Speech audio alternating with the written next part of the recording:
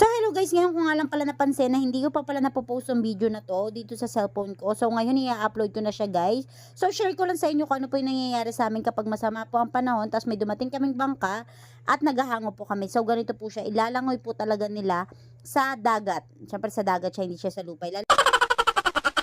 Langoy po siya sa dagat para po makuha yung mga isda. So kahit gaano pa po kalalaki yung alon yun, kung mapapansin niyo po, talaga tumataas baba po yung bangka kasi ang lalaki po ng alon yan. Tapos hindi naman po pwedeng ilapit masyado yung bangka kasi possible po pwedeng masira sa lakas po ng alon. So ayan guys yung sitwasyon namin dito. Kaya sa lahat po ng mangingisda, saludo po kami kung gaano po kalalaki yung alon na nasasalamuhan nyo kapag nasalaot po kayo. Kung dito pa nga lang po sa tabi, nahihirapan na po kami sa laki po ng mga alon. Paano pa po kaya kung nasalaot po tayo na halos wala po tayong katuwang, kundi tayo lang mismo ng mga kasama natin ang magkakatulungan po doon. So ayan guys, ito nga pala yung mga nahuli nilang isda ngayon. So hanggang dito na lang guys. Bye bye po. Ingat po always. God bless you.